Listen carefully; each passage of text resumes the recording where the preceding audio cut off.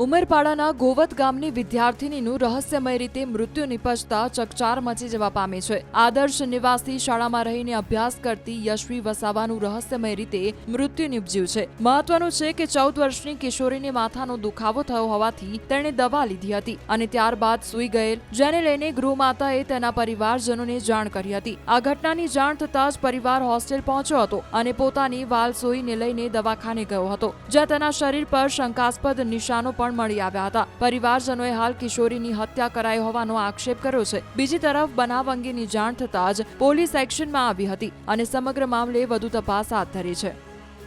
સુરત જિલ્લાના ઉમરપાડાના ગોવત ગામની એક 14 વર્ષીય કિશોરીનું મોત થતાં પરિવાર દ્વારા બાળકીની હત્યાના આક્ષેપો કરવામાં આવે છે। ખાસ કરીને ધોરણ 9માં ભણતી આ બાળકીનો મૃતદેહ સુરત પીએમ માટે આવ્યો છે, ત્યારે તેના પરિવારોએ આક્ષેપ કર્યો। પરિવારના સભ્યો આપણી સાથે સીધા વાત કરીશું। આપનું નામ? મણીલાલ વસાવા બોલું છું। શું ઘટના બની છે?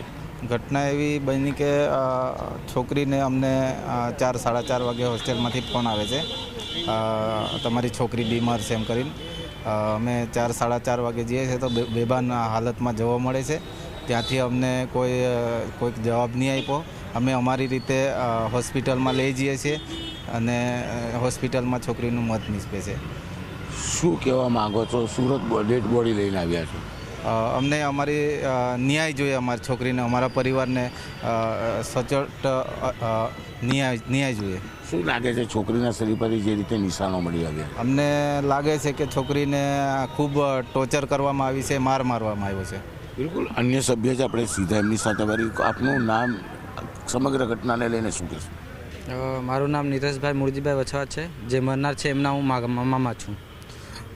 છોકરી એક દિવસ પહેલાં બીમાર હતી, પણ અમને એવું સ્કૂલ તરફથી કંઈ, પ્રિન્સિપાલ તરફથી કે કંઈ વોર્ડન તરફથી અમને કંઈ કહેવામાં આવ્યું નથી। પણ જ્યારે એમનું તબિયત બગડી ત્યારે અમને 4 સાડા 4 વાગ્યાના ટાઈમે અમારા પર ફોન આવ્યો। તો અમે જ્યારે સ્કૂલ પર ગયા તો અમારી છોકરી અમને બેભાન અવસ્થામાં જોવા મળી હતી, પણ તંત્રનું બેદરકારના લીધે એમને 108ને બી નહીં ફોન કર્યો ને કશું નહીં। અમારા હિસાબે બાઇક પર લઈને અમે સરકારી દવાખાને ગયા, ત્યાંથી એમનું મોત નીપજ્યું। તો એમનું કારણ અમને સમજાતું નહોતું। એમના શરીર પર કાળા કાળા દાગ છે, હાથ પર છે, પગ પર છે, પછાડી પેટ પછાડી બી છે। ને પહેલાં બી છોકરી કહેતી હતી હોળી પર રજા પર આવી તો એમનું કહેવાનું હતું કે મારે 10મા ધોરણમાં હોસ્ટેલ પર રહેવાનું નહીં, ત્યાં ટોર્ચર બહુ કરતા છે।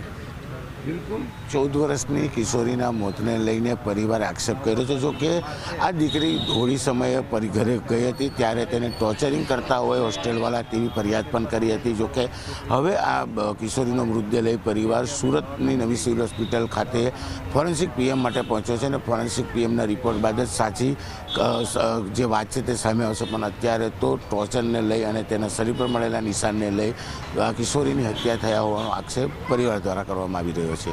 કેમેરામેન જીગર ગુગલ સાથે કીર્તેશ પટેલ, ન્યૂઝ 18 ગુજરાતી, સુરત।